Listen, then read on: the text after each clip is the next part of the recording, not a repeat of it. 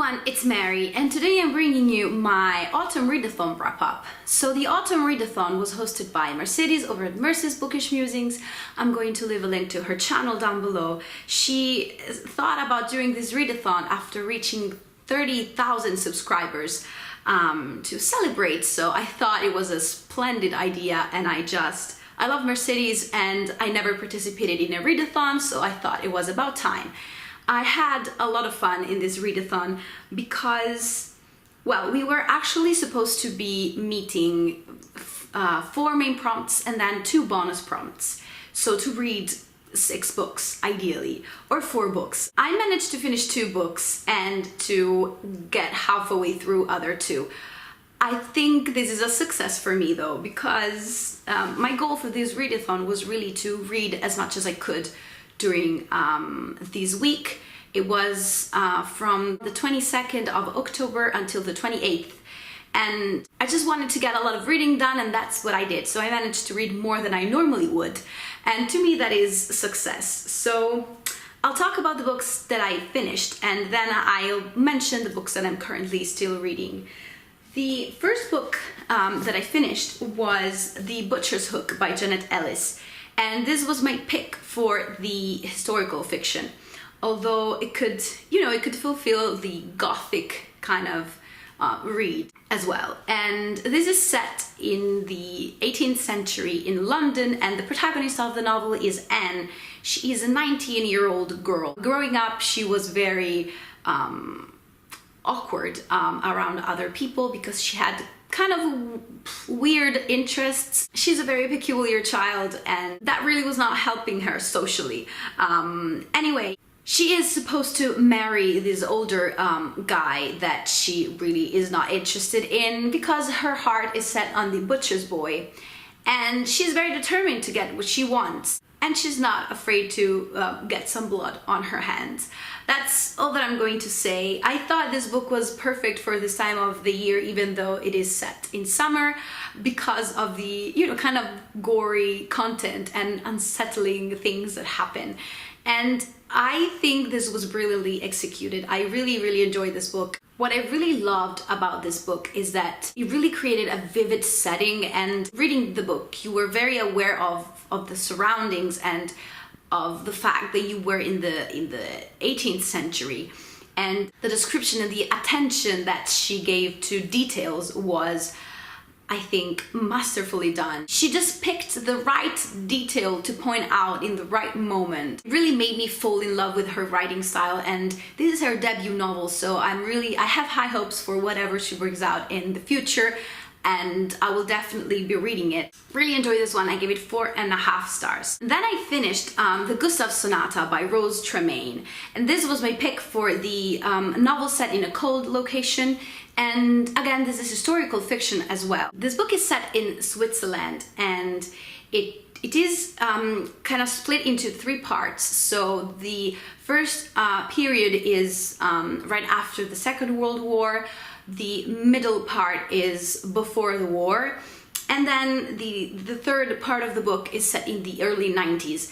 So it talks mainly about Gustav and his relationship with his mother, and how this really shapes his growing up and his vision of the world. It talks also about his mother's past and his parents' story, how this again affected Gustav, and also deals with his relationship with Anton, a boy that he met when he was 5 years old that really will be important throughout his entire life. I thought this book was very readable. You were very engaged in the character's story, and it also made me almost emotional in some parts. It deals with really love mainly, and the impossibility, or really the difficulty of loving somebody else, how this can affect, relationships. And while I really enjoyed it, I also thought something was lacking. I gave it 4 stars, so it's not by any means, a bad book. I would definitely recommend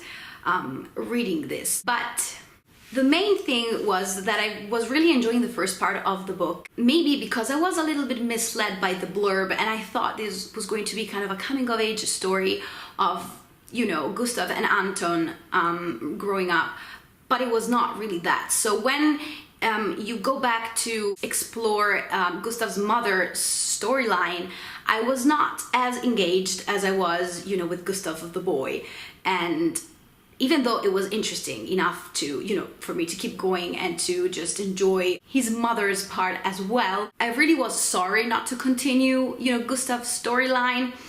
And yeah, I thought it was a bit frustrating in parts, this book. That's why I didn't, you know, was definitely not a 5-star read. There was a component of frustration that I could not ignore. And by the end of it, even with the characters' choices and how the author decided to wrap it up, it was not satisfactory to me enough.